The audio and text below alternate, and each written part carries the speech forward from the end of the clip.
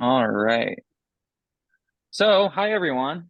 Thanks for being here and joining us today for a Friends from the Field webinar. My name is Marin Brock, and I'm the Outreach Coordinator for Blue Hill Heritage Trust. And these webinars are co-hosted with Island Heritage Trust, so we also have Noelle from Island Heritage Trust with us on the panel today. So before we begin, I wanted to say that we've been doing these webinars for a few years now, and if you're interested in looking at past webinar archives, you can find them on our website or on our YouTube channel. And all of our webinars and online resources are free and open to the public, and every person is welcome to attend and take advantage of these learning opportunities. So if you appreciate the work we do and are interested in making a donation or contributing to our work, then you can donate on our website. And if you're already a donor, then thank you for your support. And our next webinar will be with Paige Emerson from the Chubby Hiker Review, and that one is going to be on January 11th. And she'll be telling us about her organization, whose mission statement is to encourage people of all body types and sizes to recreate responsibly in the great Maine outdoors. So we hope you can join us for that one as well. On today's webinar is going to be a little different than normal because we have some special guests today. We have the executive directors of Blue Hill Heritage Trust and Island Heritage Trust with us. So we have Hans Carlson and Julia Zell with us today. And so the format's going to be a little bit more of a conversation and less of a lecture. So now I'm going to pass it over to Noelle to talk about some housekeeping stuff and questions. Thanks, Marin. Thank you everyone for being here tonight. Really excited to hear from Julia and Hans in this open-ended conversation kind of way. So to help feed that conversation, we are keeping question and answer open through this whole call. So if at any point you're curious about something, you can use the Q&A on the bottom of your screen or the chat box if the chat box is enabled. I'm not sure, but either one of those works. And you can drop a question in there and we'll get to it. And yeah, and keep the questions coming.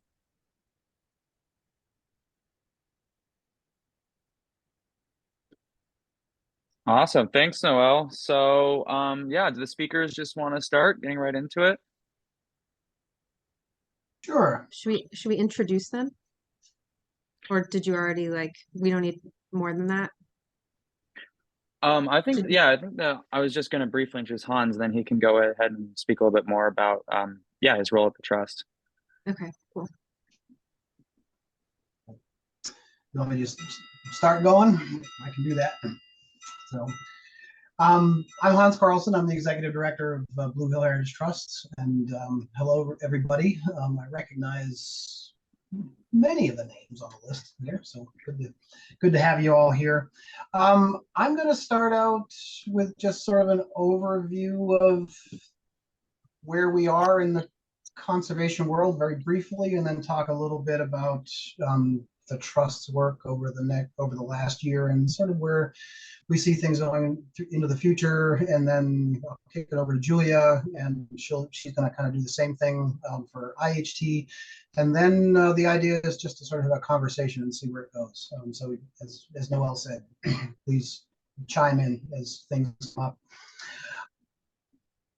Where I'm going to start is sort of setting the context for where we are doing our work. And I don't mean geographically where we're doing our work. I mean sort of where in the scheme of the world we're doing our work here. And of course, we are doing our conservation work in an era of climate change. And I think we always sort of have to start with that. And that means a number of different things from the perspective of organizations like ours. It certainly means weather events like we saw over the last weekend and into Monday. If you've been looking at any of the pictures online, you'll see that we've had a rain event which was highly unusual but not so unusual anymore, right? I mean, they're happening more and more frequently. There's ecological change at the climate level. We're all seeing that, for a few days it's really cold and it's like winter, and then you're out in shirt sleeves, and then, and that hasn't, and you can see the way that's affecting plants and animals and their behavior. The fact that my lawn still pretty green out there, in the middle of December is a big change. So there are those aspects of climate change, but there's equally important, I think there are what I'll sort of broad brush as the demographic changes that are happening here because of climate change. We are seeing an influx of people, and we saw that, sort of a blip of that with COVID, but I think there's a long-term trajectory toward northern New England and down East Maine being in people's minds a better place to be than a lot of other places because of the effects of climate change. And of course, this is going to have economic impacts around here. Some positive economic impacts, but also some economic challenges. It's going to have impacts, and we're already seeing these impacts on housing in particular, but other kinds of development as well. And all of these changes that are happening, in my mind, are an argument for our activity as conservation organizations, both in terms of conserving land, but also in terms of doing the other kinds of work that we get up to. And I never look at our work as trying to stop change or as sort of a reactionary movement. It's, the way that we do conservation really is leaning into an issue. So we're not going to stop change. We can't. We all know that, but we can shape change, and we can shape change in ways that give the environment and our communities a chance to adapt to this changing world that we live in. And so at an overview, that's really what I think both of our organizations do. Over the last year, Blue Hill Heritage Trusts got to the end of a planning process, and we implemented a new conservation plan, which will make a public version of that available, I hope, in early 2024. And that calls for, conserving more land, but it also calls for a lot of other kinds of community engagement and engagement with our towns as well. So we conserved 750 acres over this last year, which feels pretty good. But we also have tried to continue to align all of our activities with the needs of our communities. I would say that we have 7 to 10 years to do our best work in the actual conservation of land on this peninsula. That's the opportunity that I see. And where that drives change for us as an organization is, I really, and I've been saying this in communications in one way or another for a couple of years now, but capacity equals conservation for our organizations, right? So the getting good people to put effort into these activities, there's a multiplier effect that happens with the kind of, with the growth of an organization. And I think both our organizations are trying to put more people put in place to engage with these issues that I've been talking about. Yeah, I mean, people make it happen. People make land transactions happen. People make educational programs happen. People are what really does it. Highlights for 2023 for us.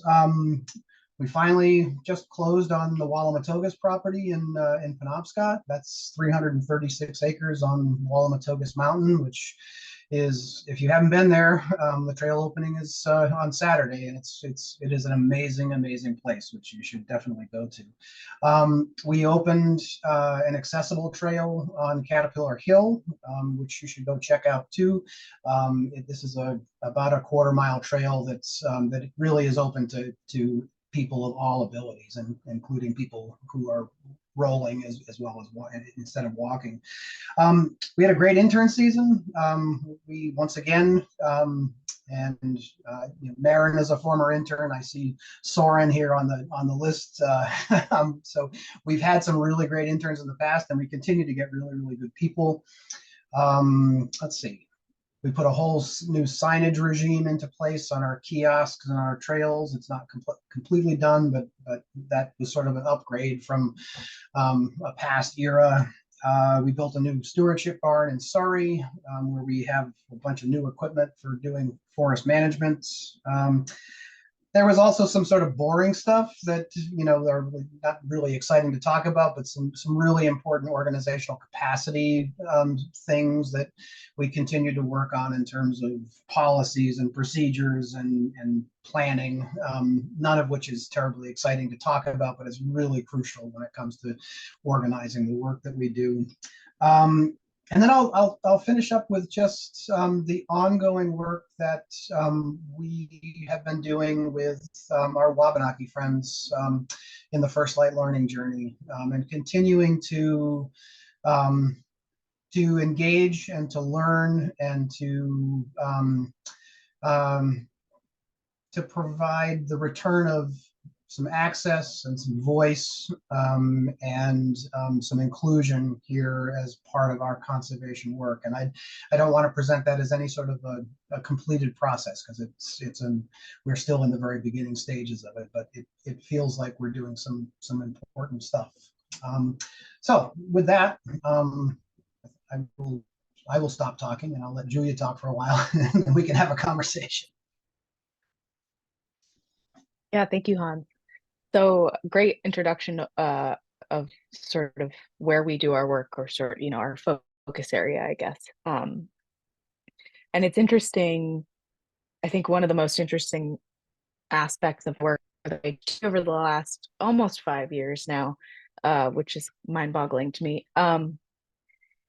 is continuing to look at our articles of incorporation, for example, the words that are remaining of the intention of the founding individuals of our work and our organization.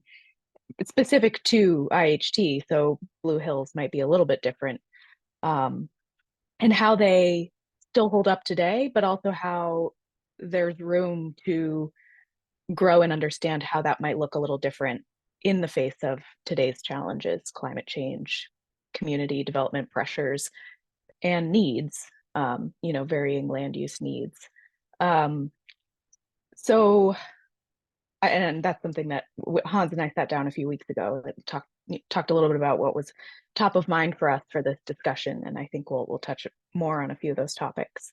But quickly, to just say a few things about IHT,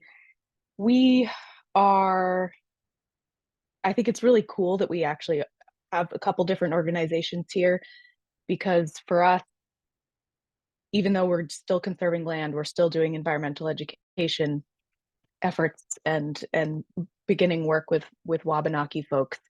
Our service area is a little bit different. We, have a couple of new land protection successes over the last year, including a new island and sandbar to an even smaller island. So Sheep Island in the hub, we recently announced, was taken in fee ownership and conserved by Island Heritage Trust, and it will remain on the Main Island Trail Association trail and accessible for generations to come.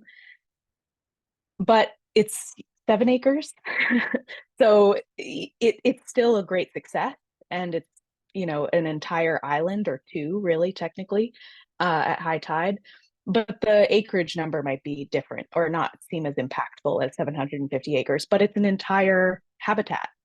So I really love to sort of look at the different types of impact that our similar work can have.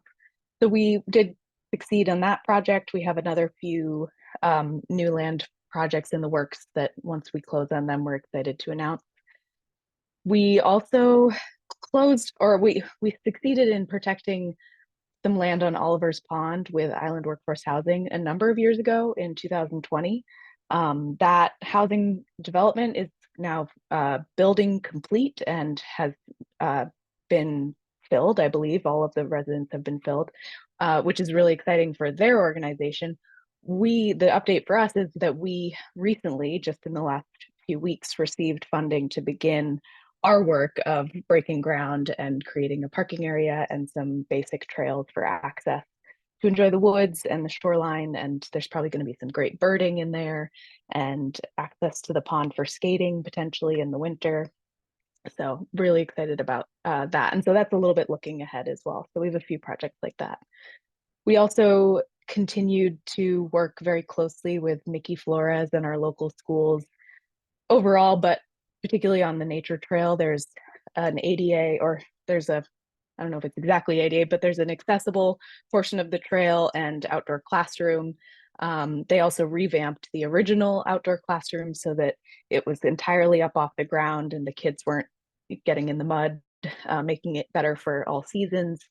And it's been really wonderful to be a part of that project since the inception 8 years ago.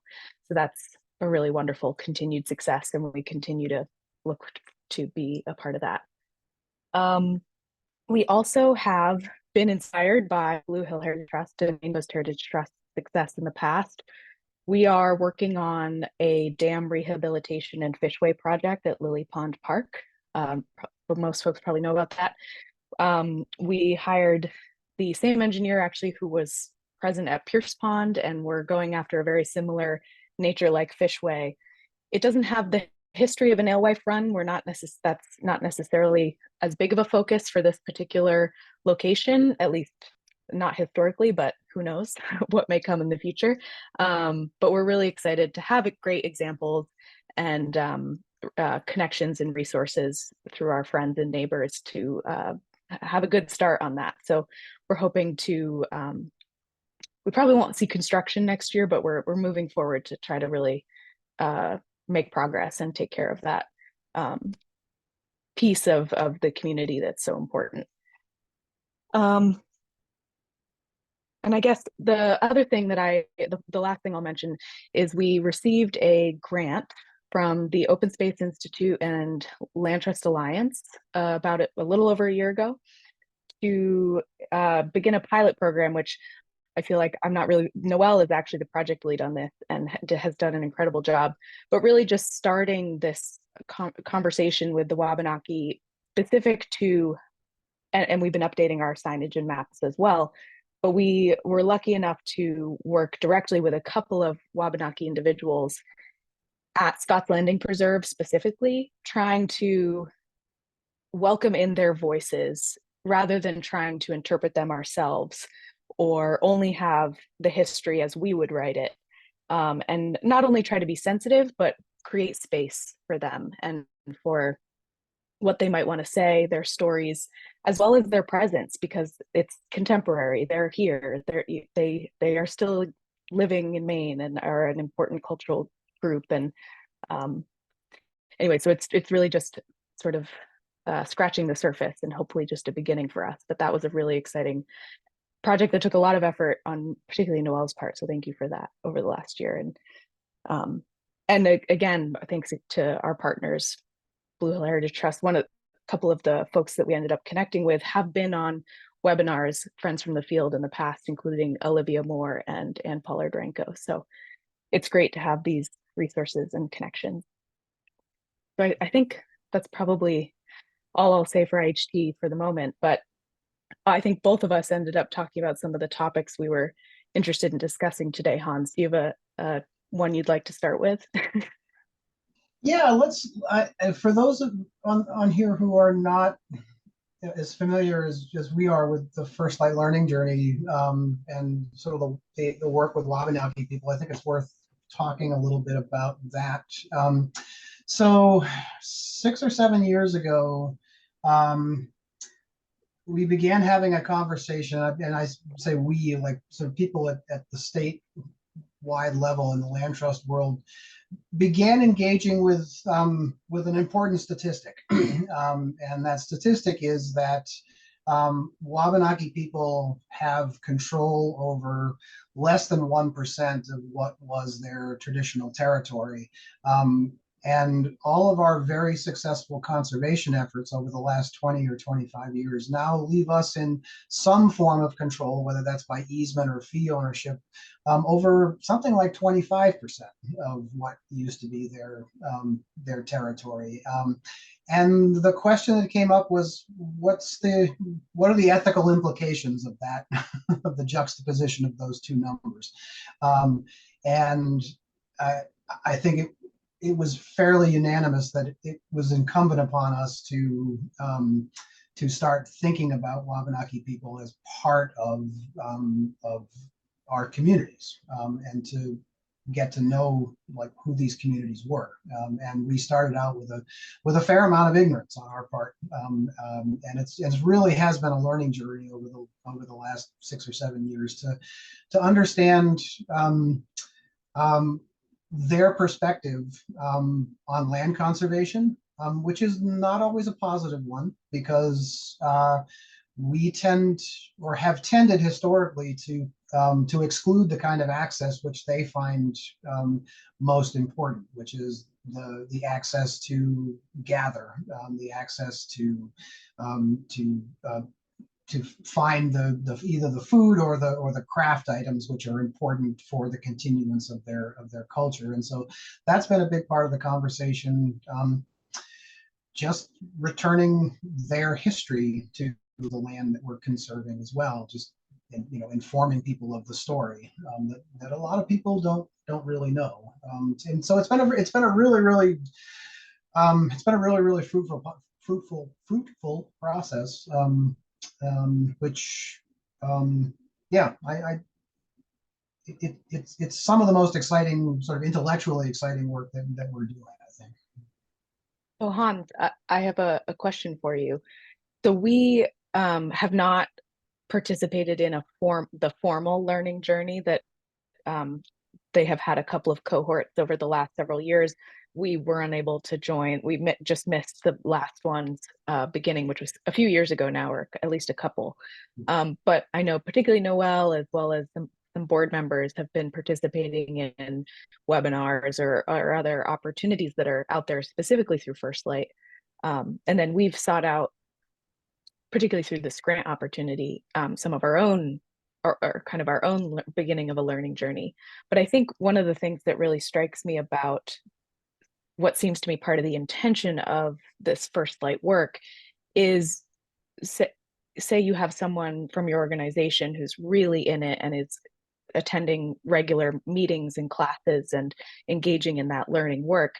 Now the next step is, how do we synthesize something, what it is that we maybe have learned, and how do we bring that to the rest of our team, our professional team, but also our board, our membership, and our community. So I mean, I don't think either of us necessarily have perfect answers, but I would love to hear what you particularly, and what Blue Hill Heritage Trust has taken from that learning journey into how you're going to take the next step in engaging or bringing that learning or making it available to our community. Yeah, it's a great question. First, I'll say that there is another cohort of learning that's going to start about a little less than a year from now. I think next September. Oh, great. There's opportunities for other organizations to jump in. Yeah, it's a real challenge for an organization to have a couple of people who are sort of digging deeply into this stuff, and then trying to bring information back. And I honestly have not found any perfect solution to that. It's a very sort of ad hoc process. And one of the things that's happened for us over the last year is that Lander Naisbitt, who was the educational coordinator, has stepped away from the job, and Marin took over. And Lander was sort of the other person on my staff, other than me, who was really deeply involved in this. And so when that happened, I became sort of really aware of the necessity of finding a way to build this into the organizational memory, and not just the memory of individual staff people. So yeah, that was sort of a non-answer to to an issue that's really important, but it's something that we really have to work on. Yeah. Yeah, I think one of the things we've found even in our efforts is, I certainly don't feel comfortable speaking for a people that, well, one, is not me, and that I certainly am no expert on. So really what we've kind of come to, and we're now working on trying to figure out at a board level, what does this mean organizationally, holding space for their voices if they want to take that. You know, we can't assume that they will, but like I mentioned, one of the obvious first steps was signage or storytelling.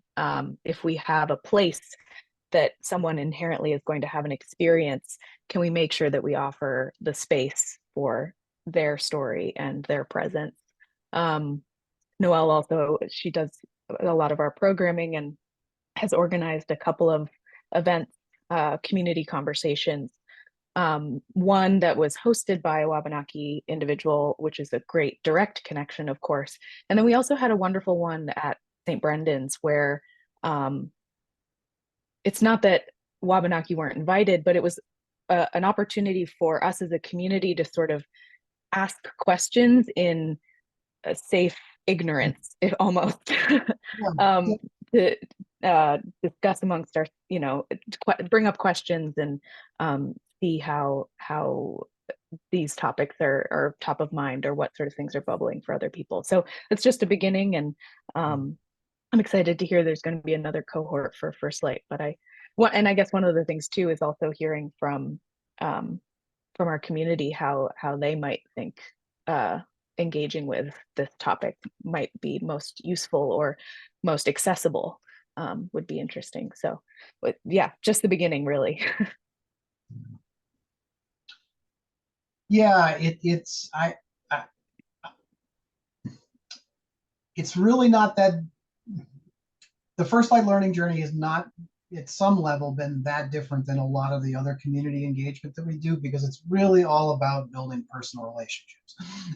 It's all really about just making friends, and it is important from a cross-cultural perspective to have those spaces that you were talking about. That really has been part of First Light learning journey from the beginning, is that natives and non-natives get together and we engage in conversation. Then at some point we all the native people go and talk with native people, and the non-native people, conservation people, go and we talk amongst ourselves and sort of debrief, and then we come back together again. And it's an important part of the process. It's an important part of that process. And I'm really hopeful for,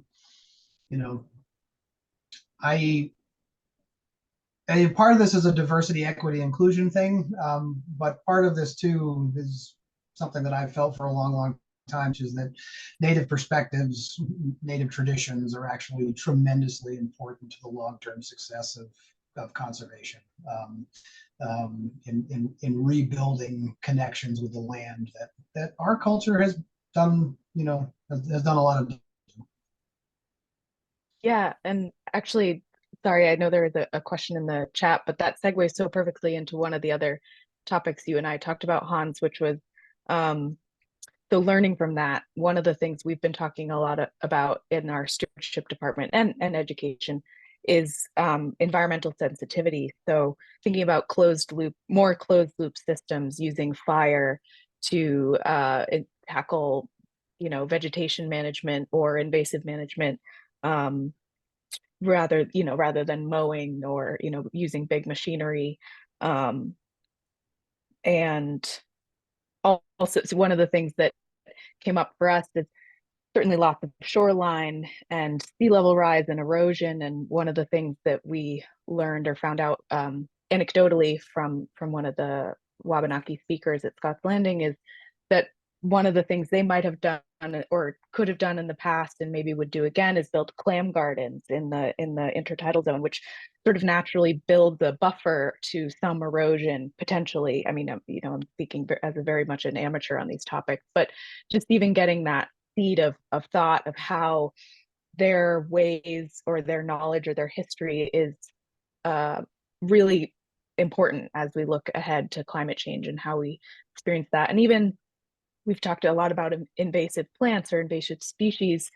We were walking through and Olivia said, "Oh, bittersweet, that we might use that as cordage." It's so, and we are saying, "Oh, we got to take care of this invasive plant," but it could be useful. Or, you know, our stewardship director laments the hawthorn because he's walking through and it's all prickly, but, you know, she said, oh, those were probably planted there by my ancestors because they used them for fish hooks. And so really turning on its head are, you know, some of our experiences or concepts of these ecosystems and habitats and how we might best interact with them. Yeah, and if you think about those kinds of activities, clam gardens and planting specific plants for certain things, if you think about those activities as economic activity, which they are at a certain level, then you get at sort of the difference between perspectives, right? Because I mean, traditionally, conservation has largely been about removing land from the economic process, right? And for Native people, the deep relationship comes from putting your hands on the land, right? That's where the conversation with the land happens, right? You do something and the land speaks back to you in whatever in whatever happens, and then you do something else and the land speaks.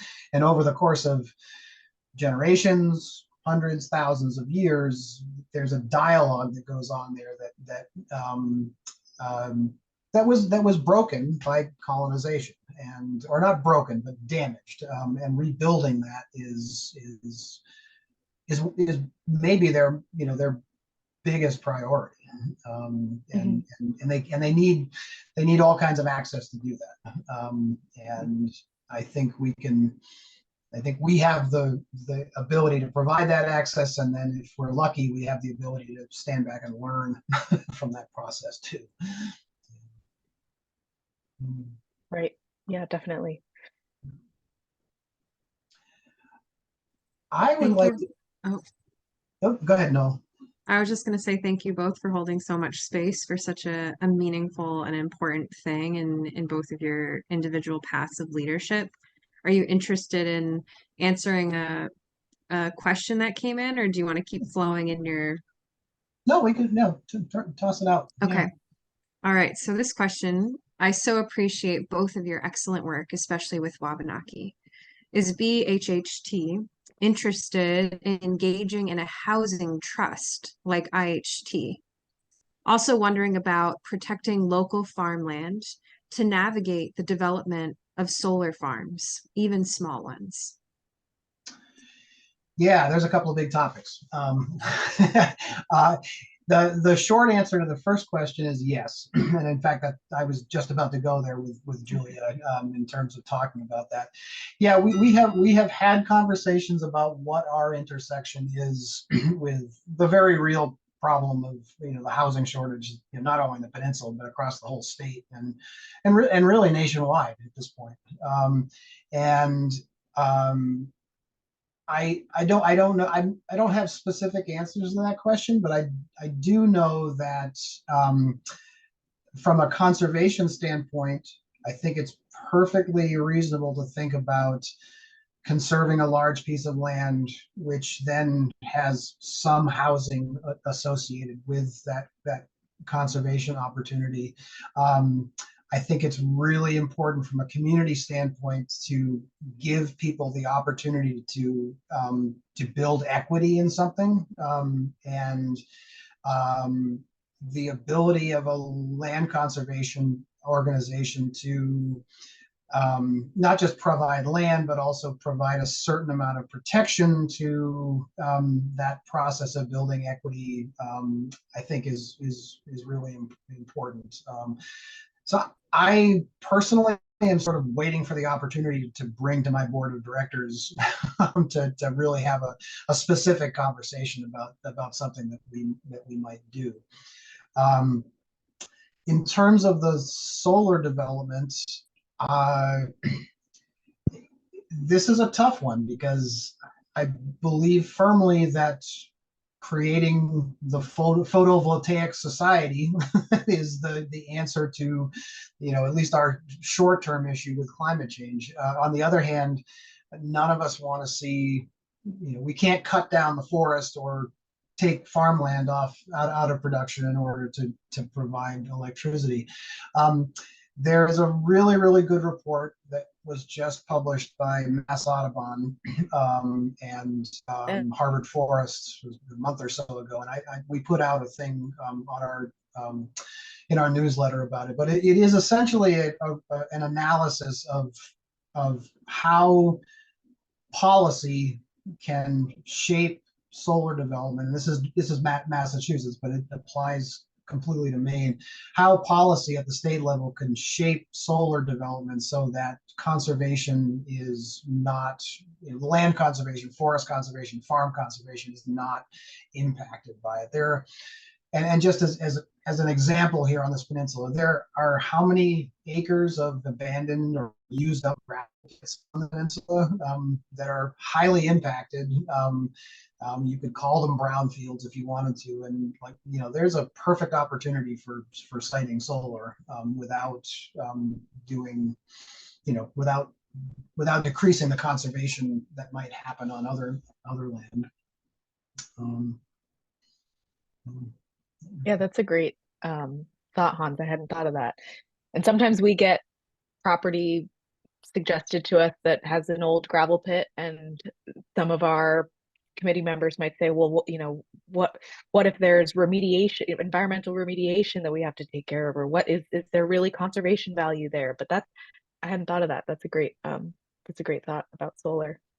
Yeah, and there's other, we were given or we were donated the money to buy a piece of property that's adjacent to Meadowbrook Forest 3 or 4 years ago now, and a little bit of the land was good forest, it was good conservation land, but a lot of it was sort of an old gravel pit. But we wanted that part mostly for access immediately to the southern part of Meadowbrook.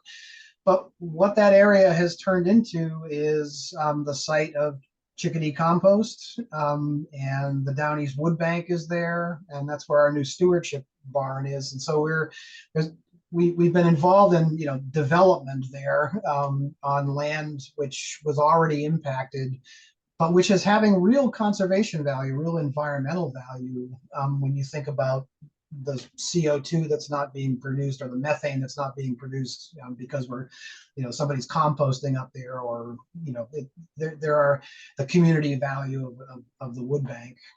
So if we're if we're thoughtful about these things, I won't say we can have our cake and eat it too, but we can have more than we think we can if we sort of think creatively about these things. Yeah, and I think that goes along with something you and I had talked about, sort of, and in relation to what I said earlier, for me, looking at our founding documents, the intention, and then really looking at where we are today as a state, as a nation, as our individual communities. I feel that we can't talk about land conservation in a vacuum. It's not just forever wild or even just public recreation. So I do really appreciate the push and the concept of expanding the idea of land use that qualifies as land conservation. And this ties a little bit to the housing thing. So I can say, I think it was Haiti, sorry if I said it wrong, who asked the question. I will say for us, that project really hinged upon the fact that there was a living, breathing housing organization on the island to partner with, which I don't know if that exists in the same way on the peninsula yet. And it's important because, talk about capacity again, we could not do the housing piece. We just can't. It's not, the capacity is not there, the expertise is not there. And some would potentially call it mission creep if we started to put our resources towards the housing piece of it. So really having a partner, whether it's the municipality or another NGO, was essential for that success. And I think Maine Coast had partnered with a similar NGO on MDI, Mount Desert Island, to find success as well. So, to your credit, Hans, it's not that you're refusing to do that sort of project. It's just having a partner is essential for those sort of things. It's a great point. We have to find partners. We also have to be very clear with ourselves about what our expertise is and what our expertise is not, right? And we are not an organization that knows how to do a housing development, then we shouldn't try. Right. Even if it's the most conservation oriented housing development ever, right? So yes, I totally agree. I wanted to just go back to the sort of reading through founding documents. It's an interesting idea. I've looked at founding documents, but I've never looked at them through that lens. But now I'm gonna go back and do that because it's a really interesting idea. Because I don't, well, I have a founding board member who's 40 years later is still sitting on the board, and he has said on more than one occasion that he had no idea what he was getting involved in starting. Right? He just that they didn't they never could have dreamed that 40 years later Blue Hill Heritage Trust was going to be what it is now. It never even crossed his mind. And I think part of that is that you never know really what you're starting when you're starting an organization like that. But I also think the context, we have been forced by our own success to engage with the context in which we are doing the conservation work, right? It's if you conserve a few hundred acres of land, you don't necessarily have to engage with your communities that much. But when you start conserving thousands of acres of land, all of a sudden it's really incumbent. You're holding a huge community asset, so it's incumbent upon you to really engage with the issues that the whole community cares about, which is Right. which is a lot, a lot of the work that we do. Yeah. And for us, again, going a little bit different, you've got working forests and farmland. We don't have that so much, but in our articles of incorporation, there was written in as one of the 4 sort of points or reasons for the founding was access for clamming, for example. And so really directly from the beginning tied to important pieces of our economic and our community basis. So access to the shore, not just for the public recreation, but for livelihood. And it's been interesting to see how that remains very much relevant, but also particularly with development pressure along the shoreline, especially how that continues to be informed and challenged by the world we live in today, which is a little bit different than it looked in 1987. So yeah, without a doubt. We have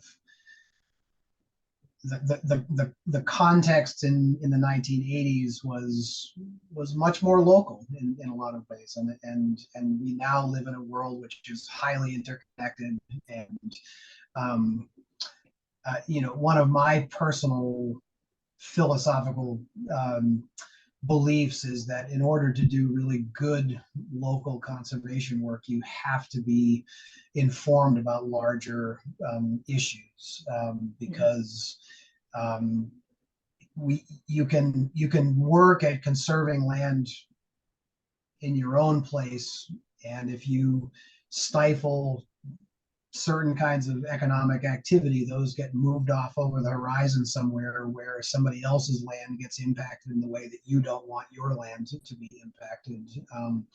And that's really why it's so important to me that we continue to engage with working landscapes. It's not that everything has to be a working landscape. There's absolutely room for wild land that is no touch and it's just there for the plants and the animal. If we don't manage woodland, if we don't grow food, then it can happen in other places under conditions that we wouldn't want to live with. And I say that from personal experience. I visit regularly places that are being impacted by our resource demands, at the same time that we are conserving land for our own benefit. Right. And I think it's a responsibility too to be a part of a good, healthy, vibrant, sustainable community. So Absolutely. Yep. And I think this segues, maybe this is our last topic, Hans, but you said capacity equals conservation. And I think this touches also a little bit on both how we as organizations as well as communities have changed from the first couple hundred acres to now thousands. capacity has had to grow with increased responsibility and demand. And I know some folks, we have volunteers who maybe weren't founding board members, but have been around for a long time, can sometimes lament nostalgia for, oh, it used to be 1 or 2 volunteers, and there is such rich history and value to that. But there is also sort of the reality that I know you and I both face in trying to run healthy, successful contemporary organizations, and capacity is a big part of that. And I know we've both got sort of thoughts on this topic, but you all have really, I love looking to you all as seeing your success and expanding your capacity to meet the demands of your work and your increased success. And would love to hear a little bit about your perspective on that. Yeah, I think it's the natural development of all endeavors that succeed. That it sort of goes from the founding, whether they be volunteers or sort of the founders of businesses, to a place where not only capacity has to grow, but for us, it's certainly been that sort of professionalism has to grow. And I don't mean that the people who started it were unprofessional. I just mean that there's a body of knowledge that has grown in the conservation world, which is a professional body of knowledge. And having people who are paid staff so that they can engage in that and engage in the continuous learning that has to go on to maintain your professional status in this is really, really important. And it's important for our constituencies to understand the power that comes with a professional staff. I know I talk about it all the time, but I really do think it's important. And we are asking people to fund our organizations with their donations, and in order to, people need to understand what the how professional we have to be now in order to do the work of conserving land. Both IHT and BHHT really are the recreational departments for our individual places, and I find myself being more and more engaged with sort of municipal issues, particularly municipal issues around the impacts of climate change on infrastructure, and where those intersect with our conservation properties and our conservation values. That I think is the next step in the development. Is really working at those intersections of municipal need and conservation need. Yeah, and I think both Blue Hill and Deer Isle towns are in the process of comprehensive planning process and approval. And I know, I would assume in Blue Hill as well, I know that we really are the Parks and Rec department of our municipality and are written into the comprehensive plans as such in many ways. Maybe not so many words, but there are, standards that each town sort of has to meet for the state to have a successful comprehensive plan, and then also be available or eligible for certain funding from the state and whatnot, and having green space or having natural resources protected and various things are critical. And we are, I think it's an interesting way to come about being appreciated from a certain group of people, perhaps. And it's been eye-opening for me we have some board members and volunteers who are engaged in the planning process for the town. And so I hear, that our work is really important. Obviously, we know that, but that the town is sort of codifying that. Yeah. And looking at both the organizations as valuable parts of community infrastructure, not add-ons, but like pretty central to the way that people think about this place and the way that they want to live here. I think the pandemic had a significant impact in that respect. I think a lot of people who sort of at an abstract level might have appreciated our work, all of a sudden were appreciating our work in a very direct and personal way when they were on our trails every day or just on our properties in some way or another, or tuning in. I mean, the genesis of this whole program was the pandemic. We talked for years about doing things online, and we never did until until we had to. And here we are still doing it because it's such a powerful tool for communicating with people. Yeah, definitely. Do you guys want to take another question right now, or do you want to keep going? Yeah, no, go ahead.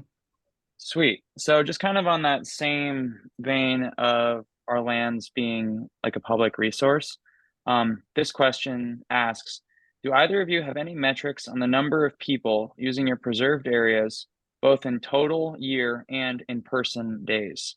And how have the numbers been growing in recent years? Yeah, nothing really, nothing that's not really anecdotal. People are not, and myself included, are not terribly good at using sign-in sheets. We're all guilty of that.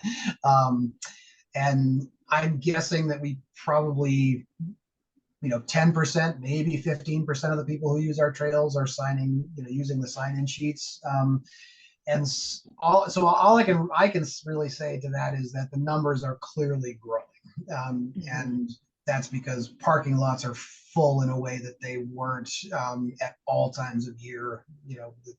When things were used to be empty, they're full now. So there's definitely more use. We did install. We got a grant to install 5 trail counters. So we're collecting data now. I think that started about a year ago. So we may actually have some numbers that aren't anecdotal, but yeah, that's about all I can say on that.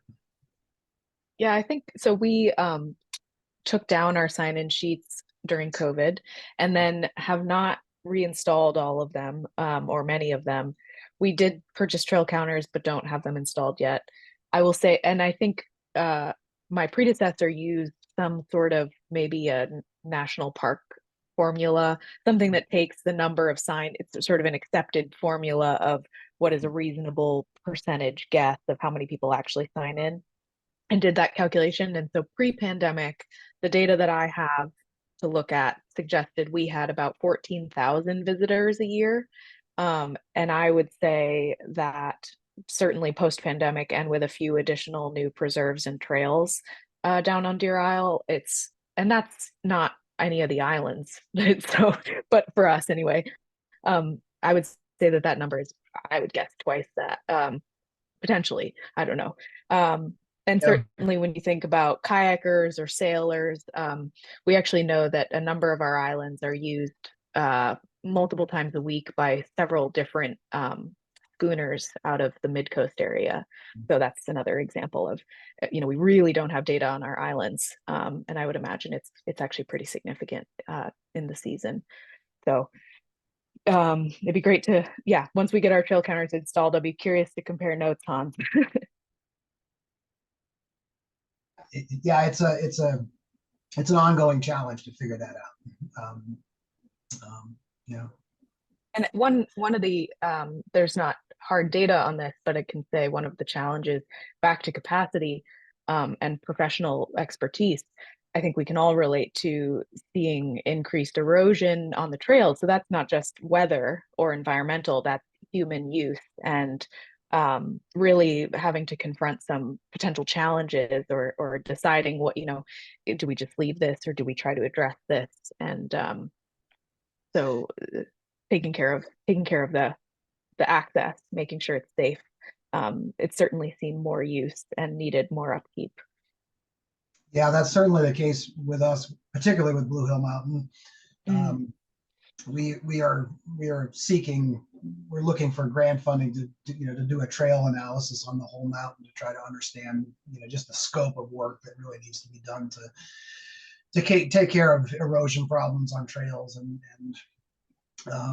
it's going to be a big project to upgrade those trails so that they have some lasting power. Because I would say that even in my 7 years, I feel like the traffic on Blue Hill Mountain is more than doubled. I think it's always, it's always full. Yeah. Yeah. And now with several ways to access it, or different points at which to access it. Yeah. It's a challenge, but good to, it's also a gift to know that they're beloved and they're available. And Hans and I have talked about this. We both agree that the pandemic really helped solidify for us that we are also public health organizations, mental, physical, well-being, certainly. So we're happy. It's a happy problem. Yeah. Yeah, that was a big revelation for me during the pandemic. That we are the upstream portion of the public health infrastructure. We help keep people out of the the downstream part of that. Yeah. Right. I love, obviously some of this is the municipality, but all the work Blue Hill's done to make the town be really walkable, which I think is wonderful. We don't have town centers in quite the same way, but we have started discussions, and I think they've existed in the past, with our Deer Isle or Stonington's medical center to make maybe a reflexology path, or a backpack of resources that doctors can give to patients to prescribe for preventative medicine, making sure that folks know what trails are accessible for their skill level, or that sort of thing. So trying to be proactive about it too, and making sure we are welcoming people for those reasons as well. Yeah. Right. Well, thank you both. That was wonderful. Just so much information, and so good to hear at the end of the year, kind of not only a summary, but also a bit of vision and what's exciting for both of you and the visions for organizations. So we are pretty much at 5 o'clock, and no more questions have trickled in. So do you guys feel good? You feel complete? Any final words for no, just attendees? yep. Thanks everybody for a good conversation, and for everybody who joined in. Yeah, this was fun. And I'm sure the same is true for Hans, but always feel free to reach out to either continue the conversation or bring us new ideas or thoughts or questions. It's, I certainly welcome the community feedback. Absolutely. Yeah. Yeah. Sure. Awesome. Well, thank you guys so much for being here and being part of it. Thank you to our attendees. Yeah, and hopefully you can join us next week or next month for our next webinar. Thank you. All right. Bye, everyone. Bye.